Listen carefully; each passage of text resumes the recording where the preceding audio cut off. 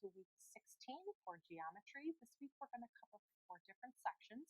So that is 8.1 to 8.4. They are all relatively short sections, but we do have a number of learning objectives and essential questions because we are covering 4 sections. So let's look at our learning objectives first. So by the end of this lesson, here we go. I can identify the point equidistant from the vertices of a triangle using coordinates, perpendicular bisectors, and angle bisectors, as well as use their properties to find lengths and angle measures. I can also identify medians and midsegments and use their properties to find lengths. Okay, so our essential question, we actually have multiple essential questions for this week. So let's just quickly read through these. Okay, so how can you use perpendicular bisectors to find the point that is equidistant from all the vertices of a triangle? So that's our first one. Okay, next one, how can you use angle bisectors to find the point that is equidistant from all the sides of a triangle? So there's our second one. Okay, third one, how can you find the balancing point or center of gravity of a triangle?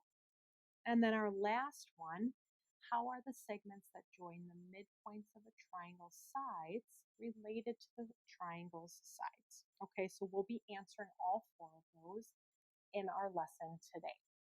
So let's get started. So our first section is 8.1. We're going to start with a theorem. Okay, so the first piece we're going to talk about is something called the circumcenter of a triangle. So the circumcenter,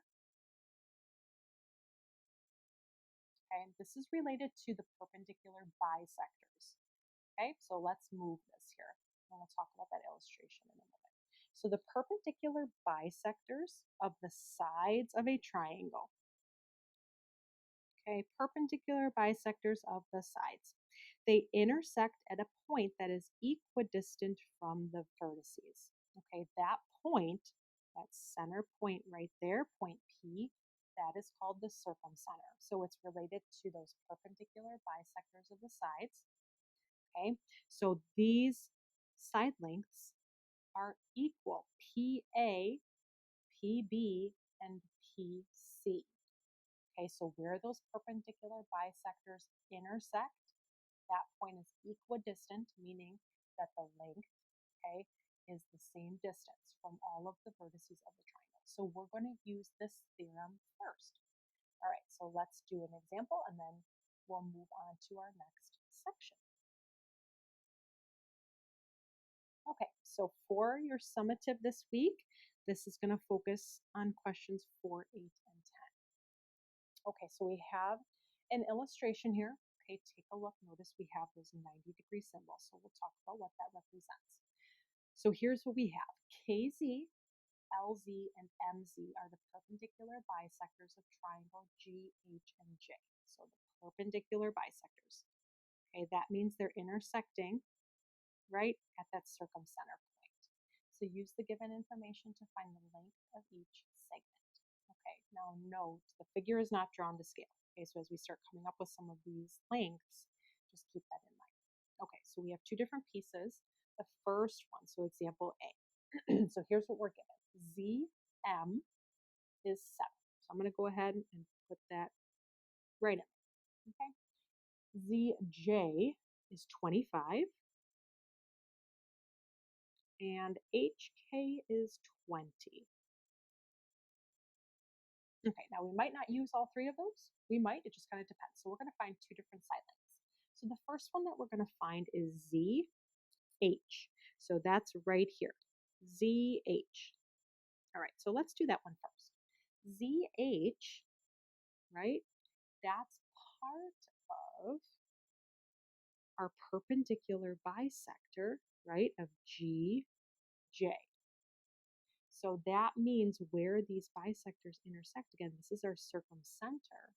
So that would mean ZH is the same distance as ZJ, okay, by that theorem. Again, it's not drawn to scale. So that means ZH is also equal to 25. All right, so there's our first one. The next piece we want to do is HG. So HG is this total, right? Now we were told, let's think about what piece of information is going to help us here. Okay, something in the description is going to help us there. Everybody see that KZ right here? That's perpendicular bisector. That means that it bisects side HG. So if KH is 20, well, guess what? GK is also 20. So to find HG, we add 20 plus 20, or we double 20, however you want to think about it, but HG would be 40. Good. Okay, let's try example B. So I'm going to go ahead and erase because we're going to use the same figure, but just with some different looks. Good. Okay, so example B, let me switch colors here. Okay, so we are given ZH, so let's start there. ZH is 85. Should draw an arrow here. 85. MZ is 13. And then we have HG. So this total length this time is 136. So the first segment that we want here is KG. All right, so KG is right here. It's this segment. Okay, now remember we have perpendicular bisectors. So that means KG and KH are equal. So to find KG, we need to just write KG here.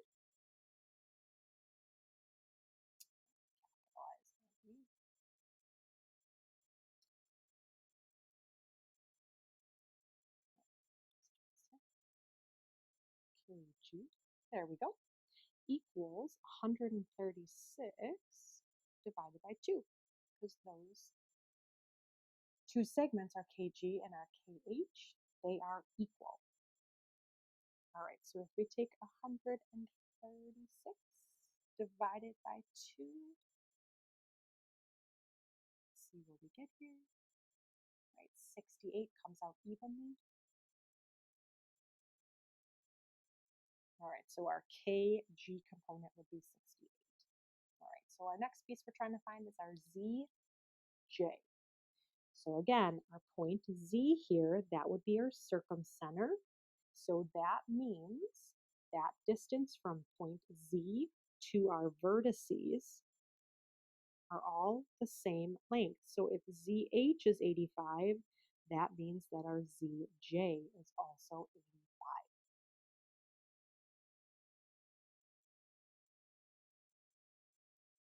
And there we go. Okay, so that is using that circumcenter theorem, the relationship between those perpendicular bisectors and the distance from that point to the vertices. All right, so our lesson 8.2 then is going to talk about another kind of central point of a triangle. Before we get to what we call that, we're going to talk about angle bisectors a little bit because it is related to that. So a couple points of review here. So the distance from a point to a line, okay, is the length of the perpendicular segment from the point to the line. Okay, so what we're going to be relating here are some angle bisectors and then distance away that points are. So let's start with the angle bisector theorem. All right, so we have an illustration over here to the right. Let's read through this. So if a point is on the bisector of an angle, so our bisector of this angle would be PC, right? That's bisecting angle P. Then it is equidistant from the sides of the triangle. So what that's saying is that AC here is congruent to CB, right? So that's what we have right here. Okay, good. So because that point C is on the bisector, it is equidistant away from the sides of the angle. Okay, and we also get that these angles here are congruent, right? Because we have an angle bisector. So the converse of this then,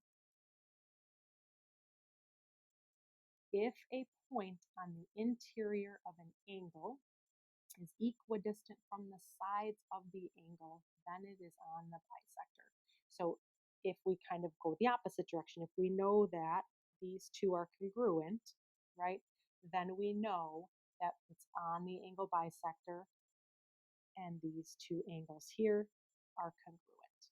Okay, so let's use these first, and then we're going to get to the relationship between the central point then of a triangle and how this relates. Okay, so we have a couple of examples here again using what we just talked about. So example A, we want to find the measure of LM, so that segment. So a couple pieces here. Notice what we're given. We're given that these two interior angles here that make up angle K are congruent. We also have that these are perpendicular, right? Segments JM and ML. So that means that that point M is equidistant from the sides. So that means LM is congruent to JM. All right, so that's what it says here under this box. So let's read through here. So KM is the bisector, yep, of angle JKL, so that big angle there. So LM and JM are congruent, therefore they are both equal to 12.8. So LM is equal to 12.8. All right, let's take a look at another one here. We want to find the measure of angle ABD. Okay, so ABD, that's this one right here. Right, so that's our goal. Given that the measure of angle ABC, the total is 112. So let's look at what we have here. Notice we have these sides are congruent. We also know that they are perpendicular there. So what can we conclude? Let's read through this. So since AD and DC are equal, right? And AD is perpendicular, okay, to our BA, and DC is perpendicular to BC, we know that BD bisects this angle right here, okay, by the converse of that angle bisector theorem. So then to solve for our angle ABD, we can use the 112 if that's the total, right? We would divide it by 2 or times it by 1/2. Okay, so the measure of angle ABD is equal to half of the measure of angle ABC. So if we take 112, right, divide it by 2, that'll give us our 56. So that is the angle measure. Okay, so the next piece is, how is this related to another central point of our triangle? We have something called the incenter of a triangle. This is another point of concurrency. That means where three things intersect at a single point. So let's look at what this is in the relationship to our angle bisectors. Okay, so take a look at our illustration. Notice what we have in here. We have some congruent angles in each of these, right? Which means we have angle bisectors. We have a point P, which represents that point of concurrency. It's where they intersect the three angle bisectors. All right, so the incenter, here we go. The angle bisectors of a triangle intersect at a point that is equidistant from the sides of the triangle. So what that means is this, that, and that, those three segments are congruent, equidistant from the sides of the triangle. And that point P, that is called the incenter. Okay, so related to our angle bisectors, and then that distance that it is away from the sides. So let's do a couple examples. Okay, so this is getting us ready for our questions 3 and 7 then. All right, so we have a couple pieces here. Let's take a look at our first one. So here's what we're given. JV and KV are angle bisectors. Okay, so if you look at our picture here, JV, right, and KV, right here and right here. Those are both angle bisectors, okay? So find each measure. So the first one we want to find is the distance V to KL. So V to KL. So we're trying to find the distance from our center point V here to side KL. Take a look at what we're given. Notice we have two angle bisectors. They intersect at that point. Do you think the third angle bisector would intersect at that point too? It would, right? So V would be the incenter of our triangle. So let's use this to help us solve. What would that distance be? We actually don't need to do really any calculating based on what we're given. All right, so V is the in-center, right? We talked about that. So by the in-center theorem, V, that point, is equidistant from the sides. So what does that mean? Well, if the distance from V to JK is 7.3, then the distance of V to KL would have to be the same. So that would be 7.3. So that is our solution. All right, let's try another one. We're going to be working with the same picture up here. So nothing is actually going to change. All right, so the goal is to find the measure of angle VKL. So if you take a look at the picture, VKL would be this angle right here, right? Okay, so we're going to use what we know about angle bisectors and the sum of the interior angles of a triangle. So JV, let's kind of go down here step by step. JV, okay, is the bisector of angle what? Take a look up here. Okay, it's the bisector of angle KJL. Now notice we know 1/2 of it is 19, so can we find that total? Sure, it would be 2 times 19, right? So our whole angle J here would be 38 degrees. Now notice what we also have. We know the measure of angle L. Okay, so how can we use those together?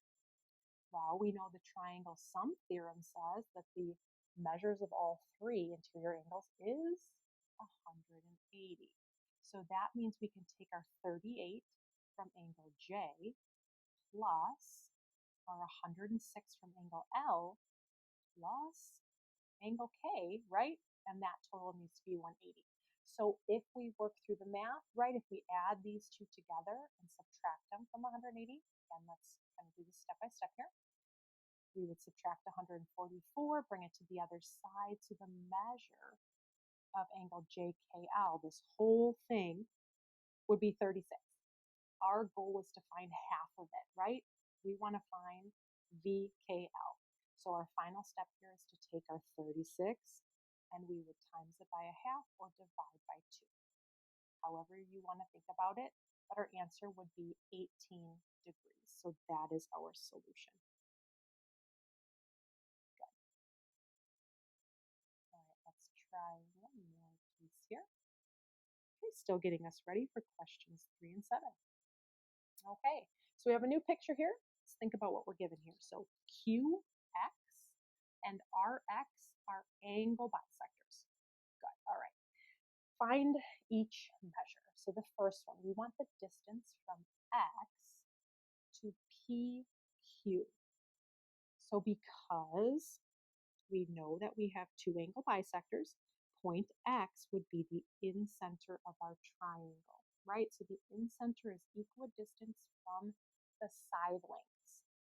So if we know XY is 19.2, then our in-center to PQ would be the same length. These are congruent.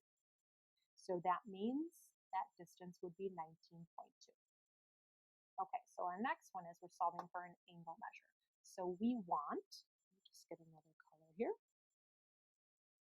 We want angle PQX. So let me erase what I have on here. Okay, so PQX would be this angle right here. Okay, so we're going to use kind of a similar process to what we did with that last example. We need to use our angle bisectors that we know. We need to use our angle sum theorem for a triangle, right? 180 degrees. So we know we have one angle, right? 52. So let's start with that. 52. All right, plus. Well, I know half of angle R is 12. That means to get angle R itself, the whole angle R, we would double it. So we would do, if you want to write 24, that's okay. I'm just going to do this in steps here. 2 times 12. And then we're finding Q, right? We got to start with that. Equals 180. Good. Okay, so let's do our algebra. We have 52 plus 24 plus Q gives us 180. Okay, so let's combine our 52 and 24. That's going to give us 76. So let's go ahead and subtract 76, bring it to the other side. So angle Q, the whole angle Q then is equal to 104. Now, we want for this problem PQX only. So this is PQX. Remember, it's half of it because QX is an angle bisector. So we need to divide this by 2. Okay, so the measure then of angle PQX will give us, it's right under here, 52 degrees. Good. Awesome. Okay, so just another application of that in-center. Okay, so lesson 8.3, we're going to talk about the medians of a triangle. These are actually going to intersect at another central component, but let's discuss what a median is first. Okay, so we have the definition here. We also have an illustration over here. So the median of a triangle, okay, is a segment whose endpoints are a vertex of a triangle here. So endpoints are a vertex of a triangle and the midpoint of the opposite side. Okay, so this over here is illustrating we have a median. So endpoint, okay, is a vertex, and it's the midpoint, which means these two pieces here are congruent. So every triangle has 3 distinct medians, okay?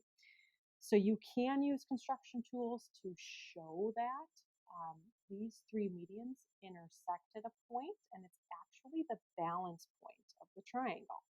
And it has a special name. You can kind of see it here down below. So the intersection of our 3 medians is called the centroid of that triangle. It's always going to be on the inside of the triangle like the other 2 that we've talked about. And it divides each median by the same ratio. Okay, so let's talk about our centroid theorem and what that ratio is. Again, the centroid is the balancing point of the triangle. So the centroid theorem states that the centroid of a triangle, so again, it's a center point, it's actually located 2/3 of the distance from each vertex to the midpoint of the opposite side. So that is the relationship. So if we take a look at our triangle here, our center, we label that P, okay, that would be our centroid. So it's the intersection point between all 3 medians. Okay, so again, the median, it's one vertex is an angle, right? And then to the opposite side, and it's that midpoint of the opposite side. So here are the relationships based on our triangle above. So AP, so this distance right here, would be 2/3 of the whole AX segment. So BP, this one here, would be 2/3 of the entire BY segment. And then CP would be 2/3 of the entire CZ segment. Okay, so that's how it works. Let's try a couple examples with this. All right, so let's go ahead and use that centroid theorem to help us find some lengths. So this is getting you ready for these questions right up here. So we have our image there. We have some of our medians drawn, actually all of them. We have G in the center, right? That would represent our centroid. So we have AF and CE. So part A, we want to find AG. So we want to find that partial distance, right? From that vertex A to the centroid. So we can use the centroid theorem. So AG would be equal to 2/3 times the total distance AF. We have AF, right? It's 9. So let's plug that in. So we would have 2/3 times 9. So AG is equal to 6. That would be that distance. So the second part, we want to find GE. So take a look at the picture. We are finding this piece, GE. Okay, so we can use that centroid theorem to help us. All right, so the centroid theorem, we have CE, which is the total, right, of our median. So we can find CG first, right? CG is going to be 2/3. So this is one way that we can actually solve this. We'll talk about another way in a second. So let's go ahead and set this up. CG is equal to 2/3. So let's do our 2/3 times CE. CE is 7.2. So CG would be equal to 4.8. Okay, so that's this piece right here. We need to find the other piece, right, which represents 1/3 of the total distance. So now that we have the 2/3, let's subtract it. So that means we're going to do 7, our total, 0.2 minus 4.8, and it's going to give us the remainder. So what we are solving for is GE, and that's the remainder. GE is equal to 2.4. So that's one way to do it. Because we were finding that 1/3 component, if you wanted to do 1/3 times your 7.2, that would also give you the same solution. So it just depends on how you want to work through it. All right, our last lesson, 8.4, we're going to talk about something called a mid-segment. So let's read through this. You can see I have some things underlined for us. So the mid-segment of a triangle is a line segment that connects the midpoints of two sides of the triangle. Okay, so every triangle has 3 mid-segments, right, depending on how you look at it. The mid-segments are often used to add rigidity to structures. So you can see you have a swing down here.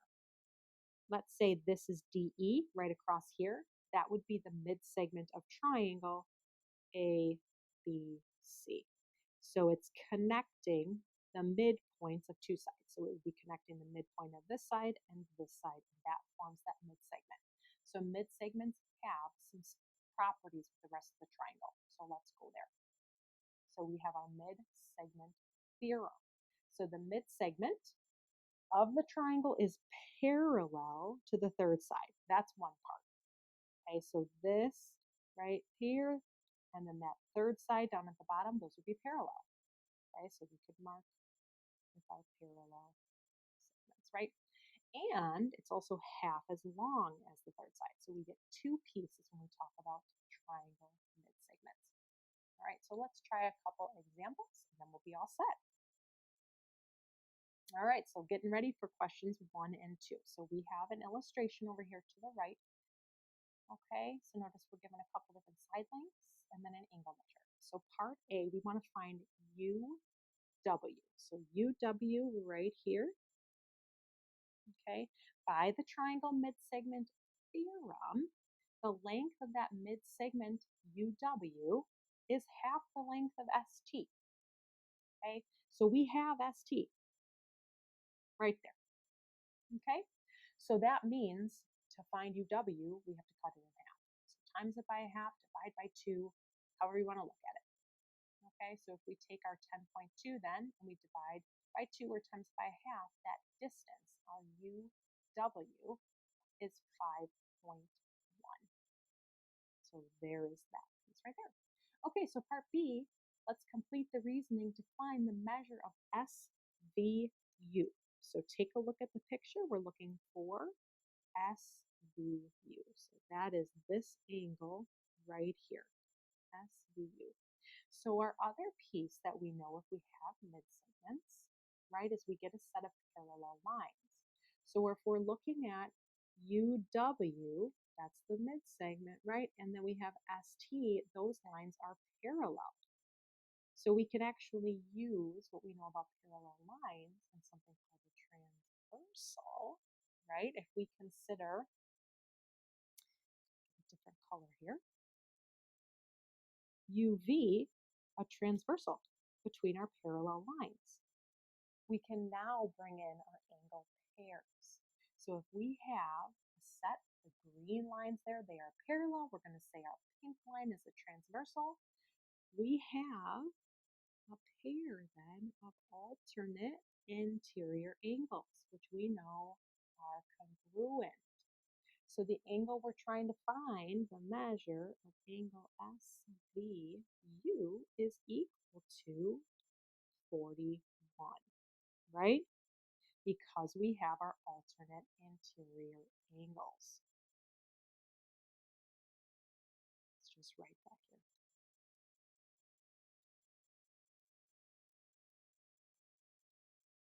Good. So that is that degree measure. Great. Okay. Couple reminders here heading into the week. Make sure that you are attending one of our live sessions. We're going to go through practice problems, getting you ready for your assessment this week. If you need some extra practice, remember on Blackboard we have some practice problems and a worksheet, and then you have access to that textbook. And when you're ready, you can go ahead and complete week 16 summative. If you have any questions, please make sure that you are letting me know, and have a great week, everybody.